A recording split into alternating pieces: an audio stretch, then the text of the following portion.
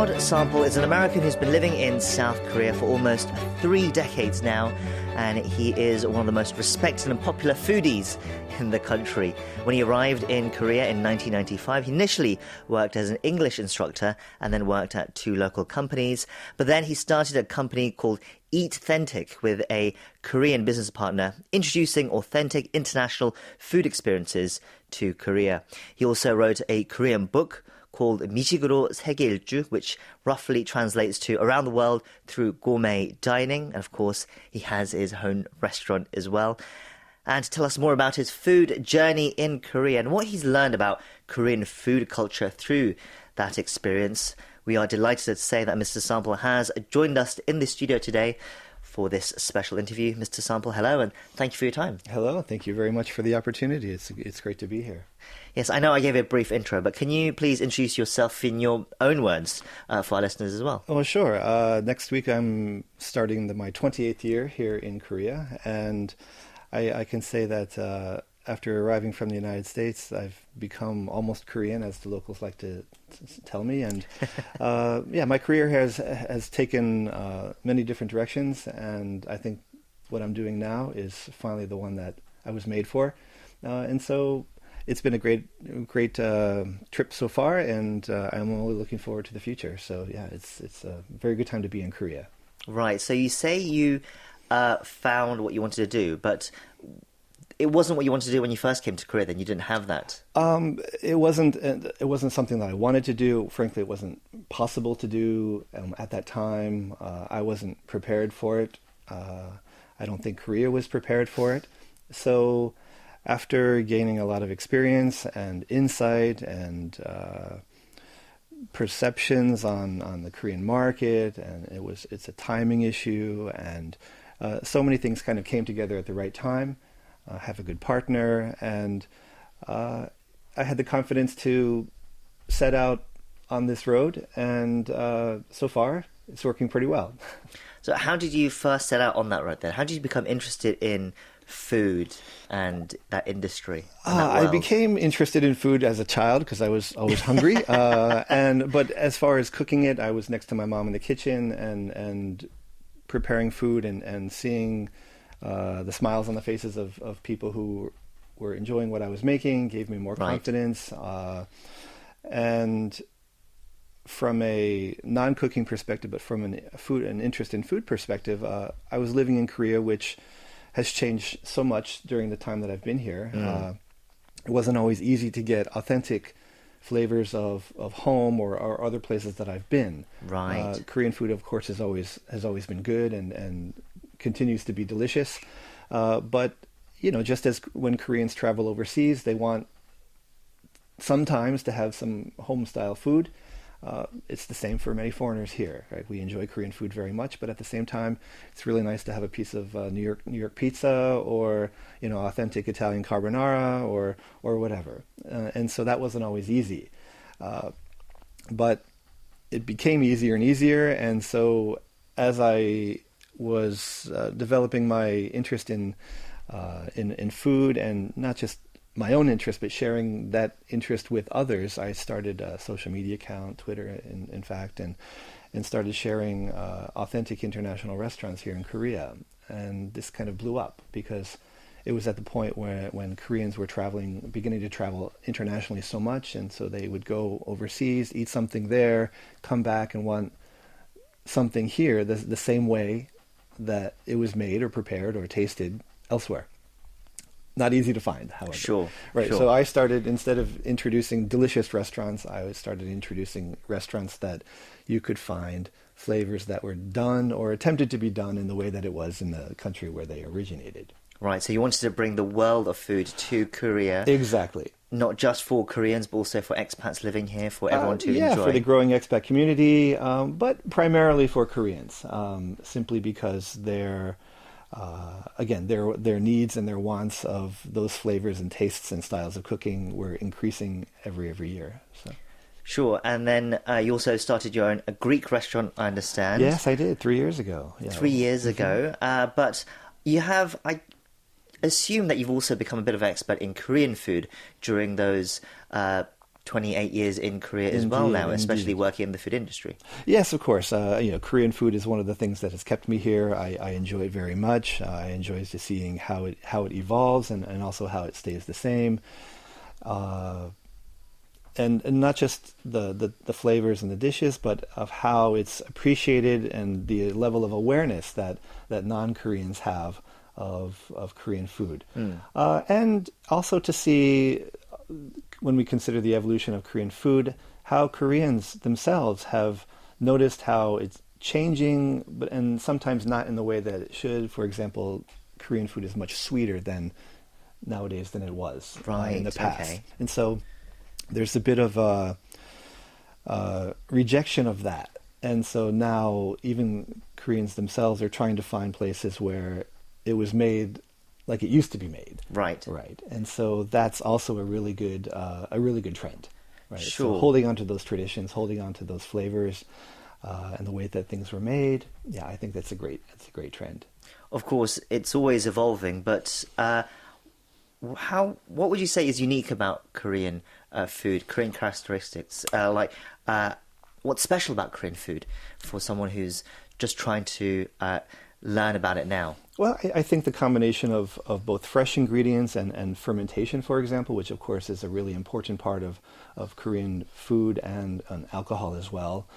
The way that it's enjoyed, nowadays you see more attempts at pairing, for example, wine with Korean food, which was not always done. And so trying to enjoy how interpretations of traditional flavors and traditional styles of preparation or cooking are now evolving. I think that's a really interesting trend, and I hope that it continues. I hope that both Korean chefs and people who are interested in cooking and also non-Korean chefs explore Korean flavors and ingredients and again, ways of preparation, and perhaps create, I don't really like the word fusion, but a fusion of flavors and ingredients that has a really strong base in the awareness of those ingredients and cooking styles, but also a chef's individual touch or perhaps ingredients from somewhere else. Did you fall in love with Korean food right away when you came? Or was it something that you learned to appreciate over time? Of course I learned to appreciate it, but I never rejected anything, because I think that's a really important way of trying to understand the culture where you have chosen to live. Like I chose to be here, and to come here and reject things, or to say that it's too spicy, or that doesn't look so appealing. I tried everything, and yeah, some things I enjoyed very much and continue to eat to this day. Some things I tried and okay, not for me. But I think what's important is the attempt. Right, the attempt. Especially as an outsider, as a foreigner coming to Korea, I think Korean people really appreciate people who make that effort, who make that attempt, because food is such an important part of Korean culture, right? It really is. Can you explain it for our listeners who might not fully be aware of how important food is for Korean culture, how central it is? Right. Well, I think one of the interesting statistics is, and these are pre-COVID numbers, but I think there was one restaurant for every 67 Koreans before COVID. Right. So that's like 650,000 restaurants. So it's not just food here, but it's eating out. It's sharing food. It's eating with your friends, with your colleagues. This part of Korean cuisine culture is almost as important as the ingredients, as the flavors, as the dishes themselves. How it's enjoyed. So I have friends who come from abroad, and I take them to a 한정식 restaurant where the table is brought to you covered with 35 or 40 side dishes. Or rather than you sitting down at a table, you sit down at a table. I've seen them. They bring the table. A table which put on top of another table with all the food prepared already. Exactly. Yes. Or sitting at a beef restaurant and having a big pot of hot coals brought over your head to the table.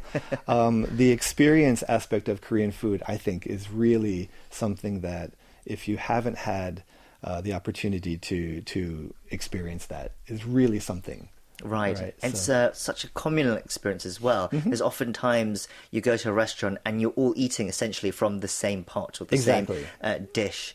And you almost don't have a say in what you want because you choose together Right. the menu for the evening. And that's also something I think quite different from other countries, right? Indeed, indeed. And I also feel that the comfort foods here, it's not just one or two. It's a lot. So Koreans really like their food. Like they like Korean food. Right. And when you go to neighborhoods where there are so many Korean restaurants, they're generally all full.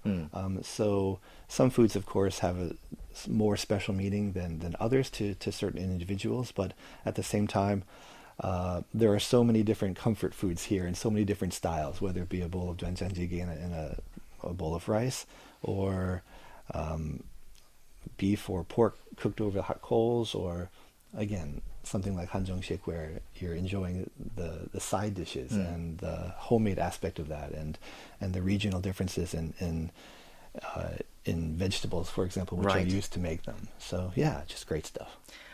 At the same time, there's this culture where in Korea it's not just vegetables, there's a lot of meats involved as well. There's also a lot of mixing together of those ingredients. It can sometimes, I feel, be difficult for some people who have cultural or religious restrictions in their diets. For example, it used to be quite difficult for vegetarians and vegans to find restaurants in Korea that would accommodate them, or finding halal food. That Right. can be difficult as well. Have you seen that as well in Korea? Is that something that foreigners perhaps find difficult in Korea? I think a lot of people do. Frankly, being a vegan anywhere, almost anywhere, is hard. Vegetarian is a little bit easy. But Korea does have a long tradition of foods that don't include meat in them.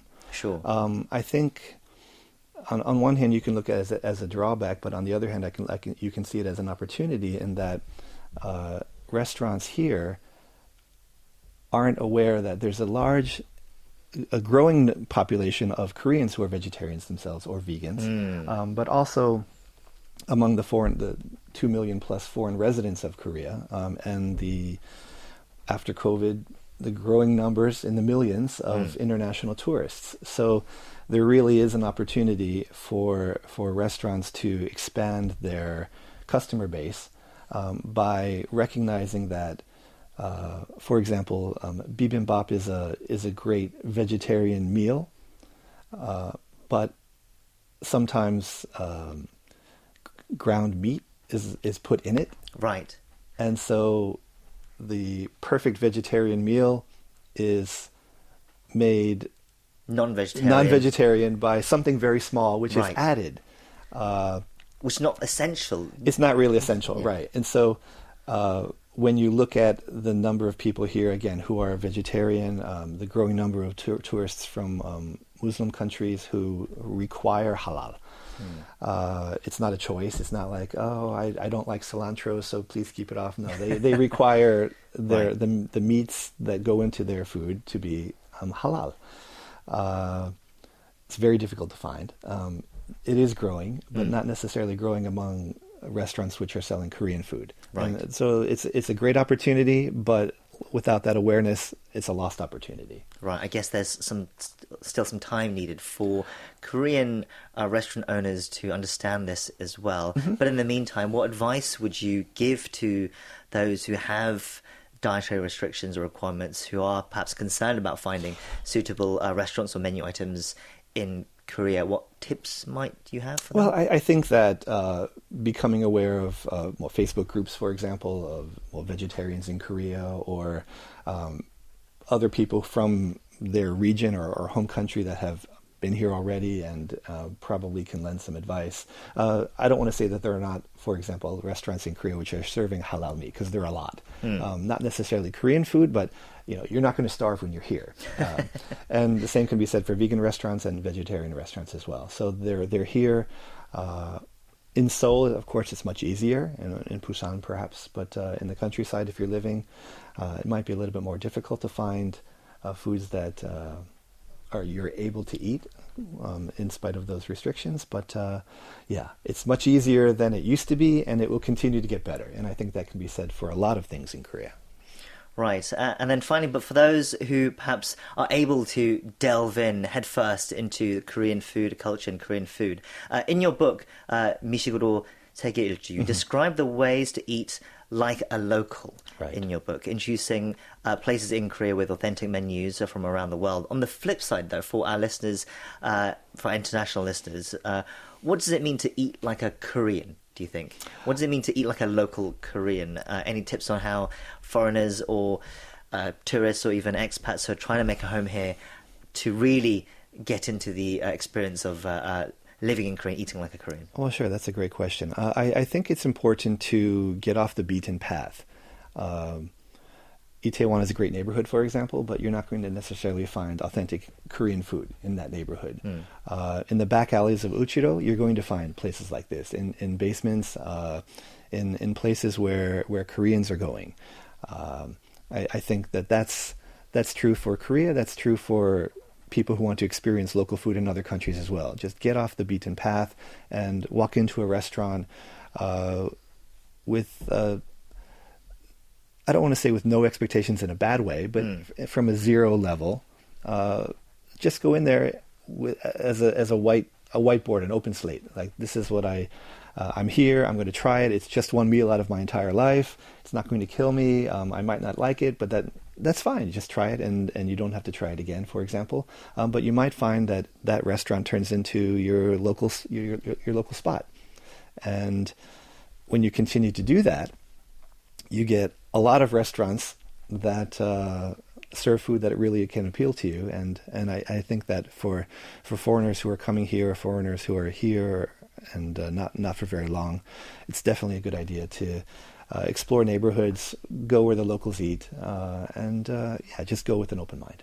Yes, definitely. You've got to be adventurous. You have to be adventurous, right? Right, and I think in Korea as well, you've got to be willing to mix foods together, I think, as well. That's how the locals do it, Exactly. And again, it might not be your cup of tea, but at the same time, I think a lot of people come here with preconceived notions of what is good and what they like, and that often limits you as to what you can really enjoy here. So yeah, just be more adventurous, get rid of those biases or prejudices about what's good, unquote, and eat away.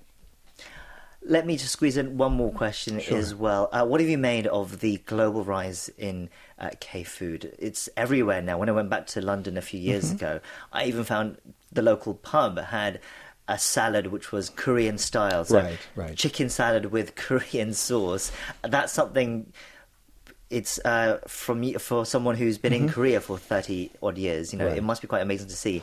At the same time, it must be interesting to see how much international food has gotten a hold of in Korea as well. Yes, I think from the Korean food perspective, it's great. I think that the factors which have led to where we are today are Koreans traveling on their own and wanting, again, an authentic flavor of home. Of course, the Korean government has poured a lot of money and effort into promoting K-food.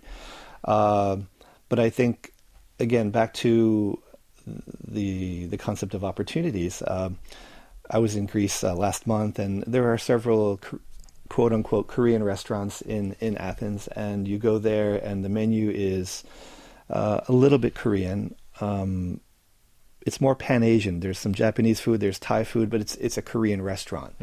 So to help get behind the momentum that has already begun, I think there is an opportunity for young Koreans who are interested in food to find places where, for example, K-pop is popular. There is a portion of the local market which could be interested in that, and wants to have something that's more authentic rather than Pan-Asian fusion confusion, which doesn't really serve the purpose of promoting K-food very well. Sure. And so I think that the more people who are coming here, we're going to see the reverse of what we've seen. Among Koreans traveling, they come back, they want authentic flavors, and the same can be said for non-Koreans who are traveling to Korea, tasting everything, and then going back and then looking at what they have, and it's like, oh, what's this? This is not what I had in Seoul. This is not what I had in Korea when I visited, and perhaps making it themselves, or at least creating a market that is more open to a young Korean coming there and doing their thing. I think that would be great. Well, it's been great to hear about your experiences. I think our listeners will have taken away a lot as well fantastic. about the food culture in Korea and how it's developing. It's continuing to develop. Well, we'll leave it there, Mr. Sample. Thank you once again for your time, and we'll hopefully speak to you again soon. Thank you very much.